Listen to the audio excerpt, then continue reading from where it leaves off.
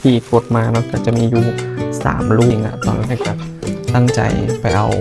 แหวนวงโกเลสสู้สนามรบทางนานบอยเนาะดุเดือดเกินคือบี้ประมาณสแตนดี้จะได้มา2ตัวเนาะเป็นเนื้อผีของเขานั่นเองเป็นอีกซีนแจ้งเกิดหนึ่งในทรงสงครามจะมีน้องเสือทามันแหละนี่คือพระเอกของเขามันเป็นพระเอกหรือนางเอกวะจริงๆมาลุ้นกันว่าจะออกบอเดี๋ยวจะโบเบิงนะซากุระปะ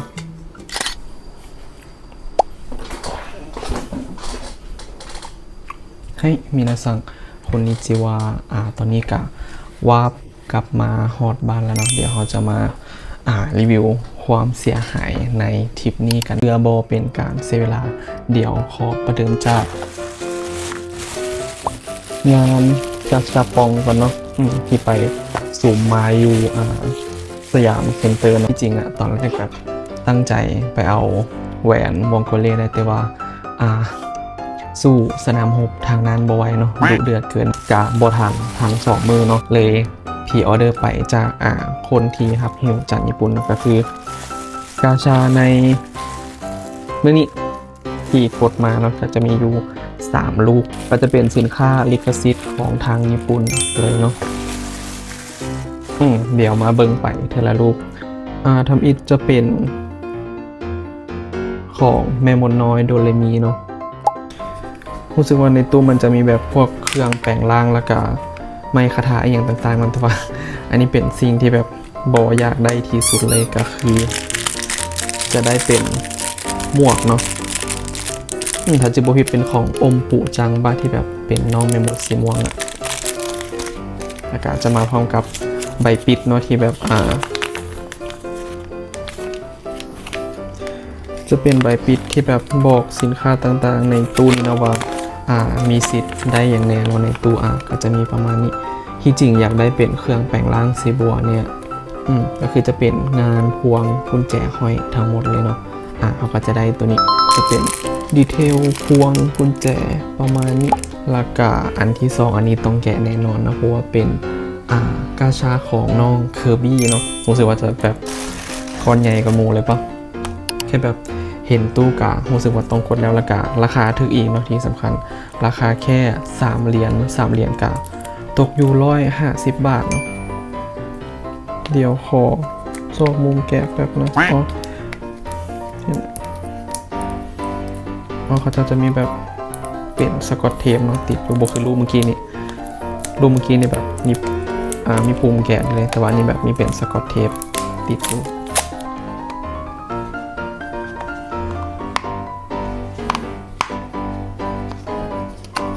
แกะบ่เป็นมาแล้วโอ้ยสิค่าดูดีมากมันมีแถมฐานเป็นฐานแบบเอฟเฟกต์ให้นำแล้วก็จะมีเป็นน้องเคอร์บี้เนาะเวอร์ชันของพอหมดปะน้องเคอร์บี้ประมาณนี้แล้วก็เส้นกันเนาะก็คือทุกลูกมันจะมีแบบใบปิดแถมมานำเนาะในตู้ก็จะมี4 ตัวประมาณนี้ที่จริงอยากได้น้องทอร์นาโดเนาะตอนแรกเข้าใจว่าเป็นพอครัวเพราะว่าคือหมวกของพอครัวเนาะที่จริงเป็นเอฟเฟกต์ทอร์นาโดเนาะแต่ว่าที่เขาได้มาเป็นตัวนี้น้องพอหมดมาพร้อมกับเอฟเฟกต์เนาะขออนุญาตไปแกะในคลิปคอนเทนต์ TikTok นะใครอยากเห็นคลิปประกอบน้องกับเอฟเฟกต์ไปติดตามช่อง TikTok กันได้เพิ่มเติมจะเป็นประมาณนี้สำหรับน้องเคอร์บี้ตัวที่2เนาะสุดท้ายลูกที่3อันนี้ของอย่างวะอันนี้จะเป็นตู้พิตตี้เคียวเนาะที่คอลแลบกับซานริโอจะได้เป็นดีเทลดีมากจะได้เป็นน้องไมเมเนาะที่ใส่ชุดแบบพีเคียวอยู่นำแอบคล้ายๆชุดของมาโดกะอยู่นิดนึงเส้นเคยมาพร้อมกับใบปิดคือกันนี่จะบ่เป็นรูปเนาะแต่ว่าเป็นลายซื้อของตัวละครเนาะที่แบบอยู่ในเซตเนาะจะเป็นตัวละครของพีเคียวพร้อมกับตัวละครของซาริโอเนาะที่แบบอยู่ในทีมในสุดเดียวกันน้องไมเมจะคู่กับเคียวดีมเนาะเป็นตัวรักเนาะแล้วก็น้องจะใส่ชุดของเคียวดีมนำเนาะถ้ามีโอกาสก็จะไปกดอีกเนาะแบบจะเกี่ยงงบหลายกว่านี้เนาะเพื่อไปกดอีก ใจจริงอยากได้ประมาณ5ลูกแต่ว่าหอบนี้ได้อยู่3ลูกเนาะถ้าจิโบพิดแมนเบิดประมาณ500 บาทเนาะตู้หนึ่งมันสตาร์ทอยู่ที่ประมาณแบบ3เหรียญเนาะก็คือเหรียญละ50เดี๋ยวไว้ไปแกะและกะประกอบกันใน TikTok ตื่นถัดมาจะเป็นไฮไลท์ของเฮาเนาะก็คือเป็นเมนเควสแหละที่เฮาไป BKK ในครั้งนี้คือเฮาไปงานนารูโตะแกลเลอรี่นั่นเองอันนี้ก็จะเป็นธงแบบที่ซื้อเครื่องมาจากในงานเนาะก็คือประเดิมอันทำอิฐจะเป็นสแตนดี้เนาะสแตนดี้จะได้มา2ตัวเนาะเป็นเนื้อผีของเรานั่นเองเนาะจะเป็นซากุระกับซาโซรินั่นเองเดียวบางทีละตัวดีเทลเนาะซากุระจะเป็นประมาณนี้เป็นสแตนดี้ที่ขายเฉพาะในงานแกลเลอรี่เนาะมาพร้อมด้วยไปายซื้อและกะฐานตังเนาะอันนี้จะเขียนว่าฮารุโนะซากุระเนาะตัวคันจิราคากะยอมเยาในแบบอันละ350 บาทเองถัดมาจะเป็นซาโซริเนาะตั้งคู่กันแบบคือสวยงามมากเป็นเหือผีของเฮาเนาะเป็นอีกคู่หนึ่งที่แบบมักในซีนการต่อสู้ของคู่นี้เนาะแบบมาในช่วงแรกๆของภาคชิปปุเดนเลยถัดมาจะเป็นสติกเกอร์ปะเป็นสติกเกอร์ซีนสำคัญในเรื่องเลยเนาะเป็นอีกซีนหนึ่งที่น่าประทับใจในเรื่องเลยเนาะก็เลยซื้อมาเก็บไว้เป็นทีละนิดถัดมาก็จะเป็นทิเก็ตปีเข้างานเนาะเดอะนารูโตะเดอะแกลเลอรี่นั่นเองอันนี้ก็จะเก็บสะสมไว้คือกันเนาะเป็นทีละนิดถัดมาเนาะจะเป็นในส่วนของรูปถ่ายเนาะโฟโต้บูธที่จริงรูปทำอิฐเนี่ยมันแอคบ่ทันเนาะก็เลยแบบได้ไปถ่ายใหม่เลยได้2รูปสำหรับคนที่แบบสนใจอยากไปถ่ายโฟโต้บูธเนาะก็คือต้องเก็บบัตรนี้ไว้นะบัตรเข้างานแบบหลังจากที่เฮาออกจากงานมาแล้วเนาะก็คือมันจะมีตู้โฟโต้บูธตั้งอยู่ทางหลังทางออกเนาะก็คือสแกนจ่ายเพิ่มอีก50 บาทเนาะแล้วก็จะได้ถ่ายรูปออกมาแบบนี้เนาะที่จริงมันจะมี3ลายนะสำหรับโฟโต้เฟรมอันนี้เป็นลายของเซต A เนาะเป็นพวกนารูโตะแล้วก็เซต B เป็นพวกแสงอุตสาหะแล้วก็จะมีลายที่3เป็นรวมเลยเนาะทั้งเซต A เซต B ที่เป็นลายแนวนอนสำหรับใครสนใจก็สามารถไปตามกันได้ถัดมาจะเป็นงานเข็มขัดเนาะเข็มขัดที่ต้องได้ซูมเนาะสีเงิน2สีเงินตัวนี้เป็นเซต A เนาะพวกนารูโตะละกา2สีดำเป็นเซต B ก็คือฝั่งแสงอุตสาหะเนาะเดี๋ยวมารุ่นไปน้ำกันที่จริงเซต A เนี่ยอยากได้ซากุระละกาเซต B อยากได้เป็นซาโซริเนาะคู่กันมาลุ้นกันว่าจะออกบอเดี๋ยวจะบอเบิงนะซากุระปะโอ้ยชิคามารุแต่ก็ได้อยู่เนาะดีเทลงานสวยดีซาโซริปะโอ้มาดาระเป็นตัวที่โบอยากได้เลยแต่ว่าคันเป็นชิคามารุกับฮิดันนี่คือแบบให้อภัยอยู่นะแต่ว่ามาดาระนี่เฮ้ยอกหักเวอร์อันสุดท้ายเนาะจะเป็นชิกิชิเนาะชิกิชิก็คือแบบจะเป็นรูปตั้งโชว์เนาะเดี๋ยวจะเอาตัวอย่างให้เบิ่งตัวอย่างประมาณว่าเป็นรูปตั้งโชว์แบบนี้จะเป็นขอบสีทองแล้วก็เป็นเจียแผ่นแข็งๆแบบนี้เนาะที่ซื้อมาก็จะเป็นของเซต B นะเพราะว่าเซต A ที่เป็นแบบฟังพอนารูโตะนะสินค้าหมดตั้งแต่ช่วงแรกๆเลยละกันบ่มีการผลิตหรือว่าเติมสต็อกเพิ่มเนาะลุ้นกันว่าเขาจะได้ซาโซริในซองนี้หรือบ่ขอเหอะอกหักจากเข็มขัดมาแล้วขอให้ชิกิชิเป็นซาโซริซะ1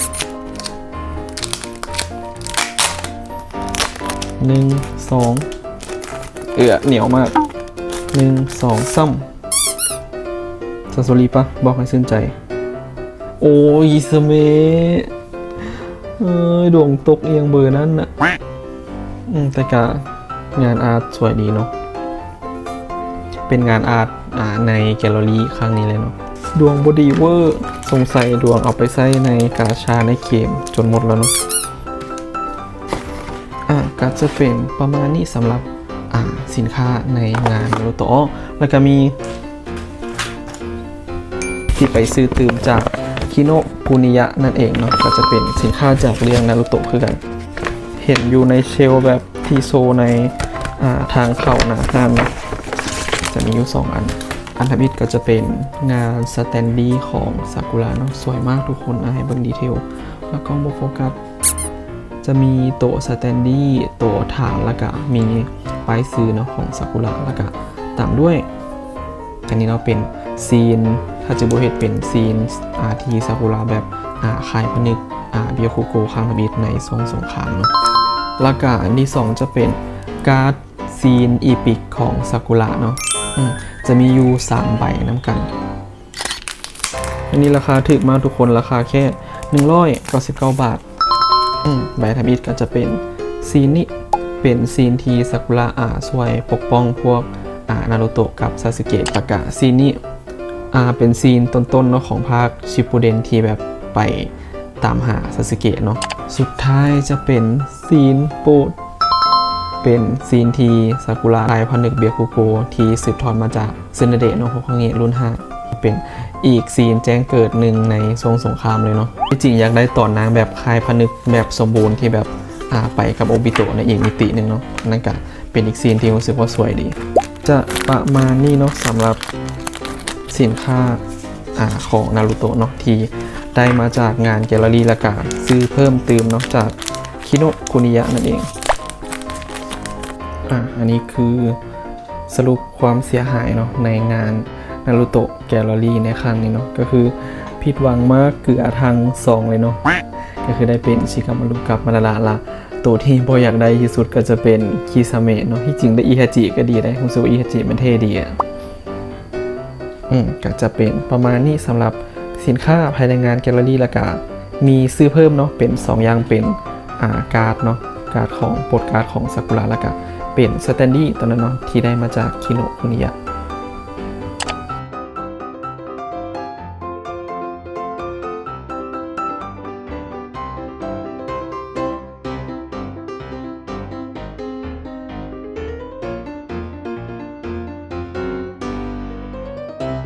ก็จบไปแล้วเนาะสำหรับสินค้างานนารูโตะและสุดท้ายก็จะเป็นความเสียหายอันหนักหน่วงเนาะในงานนี้ในทริปนี้เนาะก็คือสินค้าจากห้างมาซารุปกติแล้วเป็นคนที่แบบสร้างพวกโมเดลฟิกเกอร์จากห้างมาซารุอันนี้อยู่แล้วเนาะที่จริงแบบสั่งผ่านเพจของห้างเนาะใน Facebook ดูตลอดอยู่แล้วเพราะว่าเป็นห้างที่มีสินค้าหลากหลายเนาะมีหลายออปชันให้เลือกที่สำคัญแบบมีทั้งมือ1มือ2แล้วก็ราคายอมยอมแบบอยู่ในระดับที่สามารถจับต้องได้เนาะที่ได้มาก็จะเป็นดอยสาวน้อยเวทมนต์เนาะน้องนาโนฮะนั่นเองได้มาในราคา449เท่านั้นเองเป็นสินค้ามือ2เนาะส่วนหลายจะจัดมาแต่งงานดอยเนาะเพราะว่าราคาดีมากตัวที่2จะเป็นคุโนะนากิเนาะจากเรื่องฮายาเตะเพราะว่าประจันบานเนาะที่มาร์คแมนจะมีน้องเสือทามะเนาะแถมมานั้นและข้างหลังก็จะเป็นดีเทลประมาณนี้เนาะและนี่คือพระเอกของเขามันเป็นพระเอกหรือนางเอกวะจริงๆแล้วก็จะมีหน้าให้เปลี่ยนอยู่2หน้าเนาะเป็นแบบหน้าที่รับตาแบบนี้เนาะแล้วก็เป็นหน้าปกติแบบนี้ถัดมาตัวที่3เราจะเป็นกล่องใหญ่สุดเลยเนาะเป็นตัวนี้โบแน่ใจว่าเป็นตัวละครมาจากเรื่องอย่างแต่ว่าเดาว่าน่าจะมาจากเกมนะเพราะมีโลโก้ของ PlayStation อยู่นี่น่าจะเป็นเกมนักสืบเนาะ Milky Home อันนี้ไพฮูกะสามารถคอมเมนต์บอกกันได้เพิ่มเติมเนาะว่าน้องเป็นตัวละครมาจากเกมอย่างที่ซื้อแมนเห็นว่า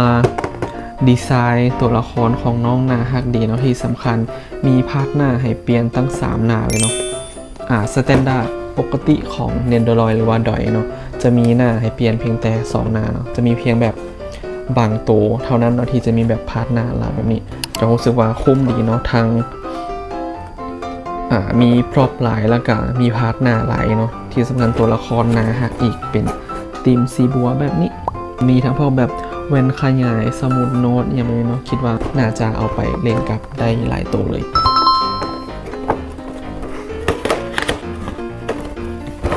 ถึงว่าแบบกล่องมันคือใหญ่เป็นพิเศษแปลกๆเนาะมันจะมีสั้นขั้นอยู่เข้าใจแล้วก็คือมันจะเป็นแผ่นเกมเนาะเป็นแผ่นเกมอันเนี้ย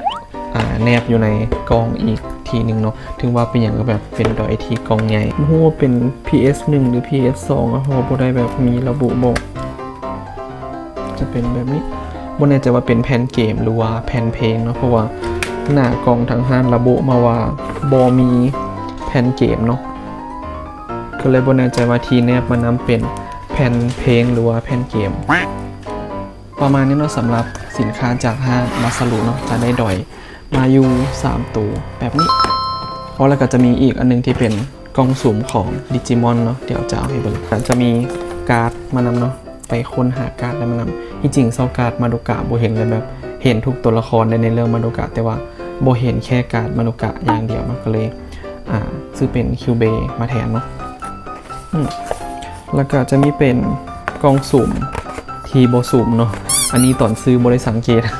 จะเป็นแบบนี้ก็คือจะล็อกมงมาเรียบร้อยแล้วนะว่าได้ตัวใดไว้ไปแกะให้เบิ่งใน TikTok จะเป็นประมาณนี้สำหรับสินค้าจากห้างมาซาลุนั่นเองเนาะคิดว่าหมดแล้วนะกะจะหมดเพียงแต่เท่านี้เนาะสำหรับสรุปความเสียหายในทริปBKK ที่ผ่านมา3 มื้อ 2 คืนเนาะกะเสียหายไปหลายพันอยู่เนาะก็คือหมดอยู่ห้านมาสรุยอดประมาณพันนิดๆเนาะพันไปถ้ามีโอกาสกะจะเก็บเงินให้ได้หลายกว่านี้เนาะแล้วก็ไปจัดแบบเต็มทีเนาะที่จริงอยากได้ฟิกมาในละกันมันจะมีงานPOP เนาะงานป๊อปเนาะที่แบบทางห้านเซลจากหลักพันเหลือประมาณ600-700ที่จริงจะหยิบงานนั้นมานำได้แต่ว่ามันเกินงบไปหลายเนาะก็เลยโอเคจัดแค่ดอยมาก่อนเนาะก็มีงานฟิกมาได้ที่แบบเล็งไว้กับเก็บเงินเก็บออมก่อนเนาะแล้วค่อยไปจัดเต็มทีหลังมีโอกาสก็จะไปอุดหนุนเพิ่มเติมอีกแน่นอนเนาะเพราะว่าห้านนี่เป็นห้านประจำเลยเนาะแบบซื้อมาตลอดเลยตั้งแต่แบบอยู่ในเพจเนาะแบบที่ผ่านมาเขาก็สั่งออนไลน์เอียงมาตลอดก็เป็นอีกห้านหนึ่งที่แนะนำเลยสำหรับสายสะสมฟิกเกอร์โมเดลของสะสมอนิเมะเอียงต่างๆเนาะทางห้านมีครบทุกอย่างเลยทั้ง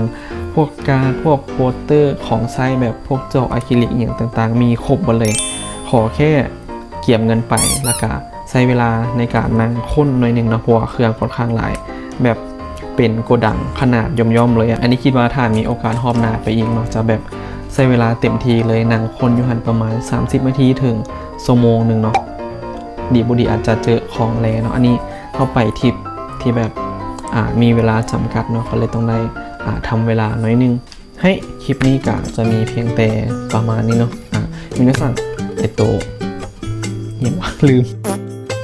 ไซโกมาเดะมีเตคุดาซาตะมินาซังโดโมดิกาโตไซมาสตาก็ต้องขอบใจทุกคนหลายๆเนาะที่ติดตามรับชมกันมาตั้งแต่ต้นจนจบเลยเนาะเป็นยังไงกันฝากซองนี้ฝากกดไลค์กดแชร์กดติดตามกันเพิ่มเติมเนาะเพื่อที่จะบ่พลาดคอนเทนต์เอียงต่างๆรีวิวของเล่นเอียงแบบนี้ในคลิปต่อๆไปเนาะให้สำหรับมื้อนี้กะบายเจอกันคลิปหน้าเนาะอาจจะมาแกะกล่องรีวิวพวกดอยพวกนี้ให้เบิ่งเนาะแต่ว่าสำหรับกล่องน้อยๆพวกนี้เจอกันในช่อง TikTok เนาะให้บาย